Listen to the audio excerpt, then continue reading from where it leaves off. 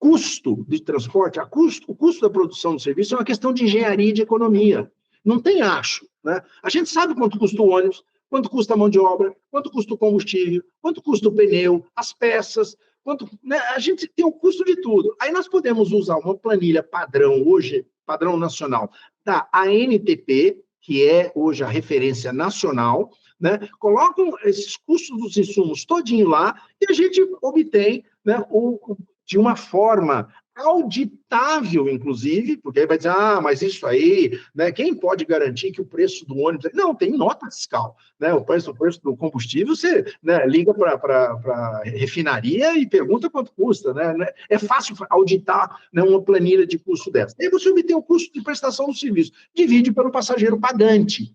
Olha só o conceito, divide pelo passageiro pagante, não pelo total de passageiro, porque hoje, a nível nacional, nós temos as gratuidades que atingem alguma coisa como 20%, né, dos passageiros transportados, 20% não paga, né? Um quinto dos passageiros viajam de graça. Agora, é viagem de graça, ele não paga, mas alguém está pagando por ele. Então, se nós consideramos que as gratuidades ele não paga, que o trabalhador tem o vale transporte, quem está pagando do bolso é a população de mais baixa renda. E é uma injustiça muito grande, porque essa população de mais baixa renda está pagando a passagem dela, né? E um pedaço da passagem do outro ali que ganhou, né, por qualquer condição. Nós não somos contra, né, como operadores, né, as gratuidades, mas alguém tem que pagar essa conta. Né? E durante anos... Até porque já houve decisão judicial dizendo que é inconstitucional criar gratuidade sem indicar fonte de custeio extratarifária. Ou seja, o custeio da gratuidade não pode estar na tarifa. Exato. Mas o que a gente vê é essa coisa toda hora sendo driblada e o passageiro pagante, como você falou, aquele mais penalizado porque se desloca mais, pega mais... Né? Exato. Então, essa é uma questão muito perigosa, porque essa é uma coisa que em campanha, né, em período, né, de campanha eleitoral, né, isso dá uma coceirinha, né, propor, olha, né, e a gente vai aqui no nosso município transportar os professores de escolas públicas de maneira gratuita. Tudo bem, eu não sou contra isso, não posso ser contra isso agora. O candidato que propõe isso tem que ter noção de que alguém vai ter que pagar essa conta. Pode ser ele tira o recurso do orçamento público e destina para cobrir, e não há nenhuma proibição, né? Mas, certo, não existe almoço de graça. Aquela história, alguém vai estar pagando essa conta. E durante anos, as câmaras de vereadores, inclusive, são pródigas, né? Os vereadores propôs gratuidade para o atleta, gratuidade para o professor de escola pública, gratuidade. Só que alguém vai pagar essa conta. E isso hoje começa a ficar mais claro, né, de que, infelizmente, é o passageiro de mais baixa renda que está pagando a passagem dele e um pedaço da passagem de quem tem o benefício da gratuidade. Hoje, né, as empresas operadoras, elas não geram custo. Elas, né, transferem o custo. Como eu já disse, o preço do ônibus não é fixado pela empresa operadora, o preço do combustível, do pneu, das peças, de nada, certo? O que nos cabe é botar todos esses custos numa planilha, né, e levar lá para o prefeito a conta, né, e dizer para ele, olha, né, a tarifa, né, para cobrir esse serviço na qualidade especificada pela prefeitura, que é intervalos pequenos, que quer veículos novos e tal, tem esse custo aqui. Não é problema nenhum. O prefeito, é ato discricionário do prefeito definir a tarifa. Ele vai olhar para aquele número e vai dizer, a população não tem condição de pagar esse valor. Certo? Bom, se não tem condição, eu preciso começar a usar, né, o instrumento chamado subsídio, né, que aqui no Brasil demorou muito para chegar, né? Mas que agora, como eu já fiz menção, nós estamos com mais de 350 cidades subsidiando seus sistemas de transporte. E insisto no conceito, o subsídio é sempre ao passageiro, ao sistema. As empresas privadas operadoras não são subsidiadas, elas são remuneradas pelos serviços que prestam. Mas para ser remunerada de forma justa e adequada, né, ela precisa, né, de um dinheiro que é arrecadado com o pagamento, né, da tarifa pela população, é a chamada tarifa técnica, né?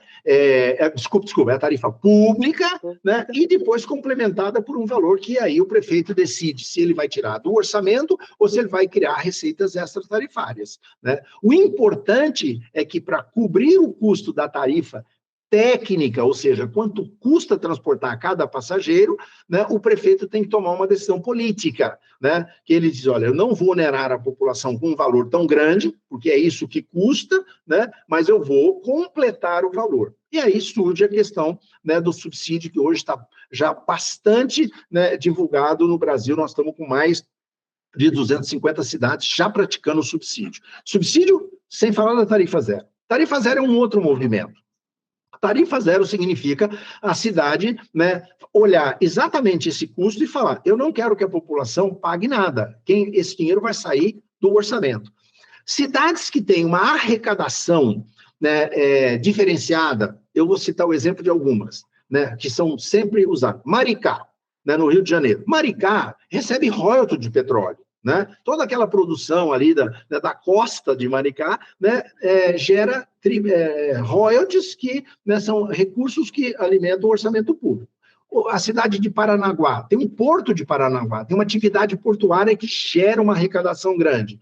Aqui em São Paulo nós temos Paulínia, que tem uma refinaria, gera uma arrecadação grande. Várias cidades têm indústrias de grande porte, às vezes até do agronegócio, ou indústrias de produção mecânica, elétrica, máquinas pesadas, etc., gera uma arrecadação grande. Então, essas cidades, elas têm condição, né, de poder contratar o serviço pela prefeitura e bancar a totalidade, ou seja, ela subsidia a prestação do serviço de maneira plena, né, de tal forma que a população, né, possa usar esse serviço público de maneira gratuita, como tem a educação gratuita, a saúde gratuita, a segurança gratuita. Então, por que não ter o transporte gratuito, já que é um direito social, está lá no artigo 6º da Constituição, né, é um serviço público, essencial, estratégico, então, mais do que normal. Mas o importante é que o prefeito tem que primeiro analisar quanto custa e de onde virá o recurso, né? Se ele tem consciência disso, né, e também de uma outra coisa que é muito comum. Toda vez que se implanta a tarifa zero no município, há um acréscimo da demanda, porque várias pessoas que não utilizavam o transporte, porque não tinham dinheiro para pagar, ou porque preferiam fazer uma caminhada, às vezes, de 1 quilômetro ou algo parecido, sem ter que pagar o transporte. A hora que você oferece o transporte de maneira gratuita, todo mundo vai usar o transporte, às vezes até para fazer uma viagem de 2 quarteirões. Eu pego aqui e desço ali, né? Mas eu não tenho que pagar. Então, há um acréscimo de demanda. Para cumprir com esse acréscimo, né, cobrir esse acréscimo de demanda, tem que haver um acréscimo de oferta, ou seja, mais ônibus circulando, né, mais custo na produção do serviço. Então, a gente, né, lá nós na NTU, né, claro, né, nós procuramos passar essas informações, criamos, inclusive, um sistema de acompanhamento de todas as cidades, né, que estão operando com tarifa zero, e eu já posso, assim, dizer para você, da média nacional, né, as cidades com menos de 50 mil habitantes, certo? Conseguem bancar esse serviço com um comprometimento de algo em torno de 2,5% a 3% do seu orçamento público. Então, né, o prefeito tem lá um orçamento, né, aprovado pela Câmara, bonitinho e tal. Ele lá, se ele quer, né, praticar a tarifa zero, ele vai comprometer de 2% a 3% do seu orçamento, né, municipal para poder bancar esse serviço. Né? Insisto, em cidades com menos de 50 mil habitantes, é onde está funcionando melhor. Em grandes capitais, só para dar um exemplo aqui de São Paulo, né? São Paulo tem 12 mil ônibus circulando diariamente na cidade, né? Uma população de mais de 12 milhões de habitantes. Né? Se fosse praticar a tarifa zero aqui, custaria alguma coisa como 15, 18 bilhões de reais por ano, o que significa um comprometimento de alguma coisa próximo de 15% do orçamento municipal. É muito dinheiro, não tem esse dinheiro, né? Quer dizer, o orçamento não tem essa folga, né, para poder, né, adotar uma medida dessa e criar a tarifa zero, sem que se criem fontes extratarifárias. Se a prefeitura, por exemplo, começar a instalar o pedágio urbano, cobrar estacionamento público, cobrar taxa de congestionamento e tantas outras medidas que podem ser adotadas, mas que todas elas demandam uma discussão, né, política, né, com a Câmara Municipal, aprovação de lei, etc., né, tirar do orçamento, né, o recurso suficiente para poder trabalhar com tarifa, propor a tarifa zero em grandes cidades das capitais, de maneira geral, a gente não recomenda, porque também essa é uma medida de impacto político muito grande e que depois voltar, né, quer dizer, não deu certo, a gente vai voltar, é um desgaste, né, que nenhum candidato político, prefeito, né, e no exercício do cargo gostaria de ter, isso eu não tenho dúvida disso. Então, a tarifa zero existe, ela está hoje já em mais de 125 cidades no Brasil, mas ela precisa ser analisada com muito cuidado, né, porque senão, né, o tiro não vai dar certo. Eu uso aqui em Lisboa, na região metropolitana de Lisboa, o que eles chamam cartão navegante. Eu pago 40 euros por mês para usar o transporte público, todos os meios, quantas vezes eu quiser. Na França, o subsídio já é superior a 70% do valor do transporte. Países pequenos e ricos, como Luxemburgo, se dão ao luxo de poder oferecer transporte público para quem pisar em seu território. Então, o que o Luxemburgo é tarifa zero, né? Claro, então, assim, o importante é a gente ver, assim, são realidades muito diferentes, motivos muito diferentes e capacidade de comprometimento do orçamento muito diferente. Eu queria lembrar um último caso também que eu acho muito interessante, que é o caso do transporte público nos Estados Unidos, né? Em praticamente todos os estados dos Estados Unidos, ele é fortemente subsidiado, porque a cultura do automóvel, a urbanização suburbanizada que eles fizeram lá, ela não permite você ter densidade para ter a regularidade e a oferta de transporte público que as pessoas precisam para usar. Só que um belo dia, naquela nação de automóveis, alguém disse: não vamos aguentar mais, o país não aguenta, as ruas não aguentam, a economia não aguenta, nós precisamos repensar.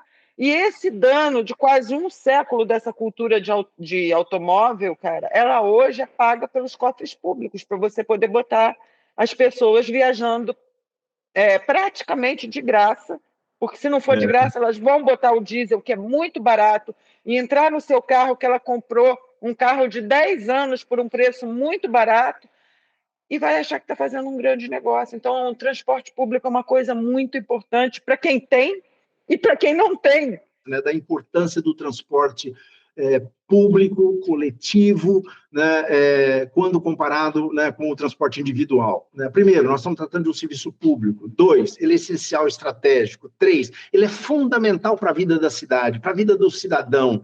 Né? É ele que contribui para que as pessoas possam se deslocar, né, cumprir com o seu papel, trabalhar, gerar PIB. Né?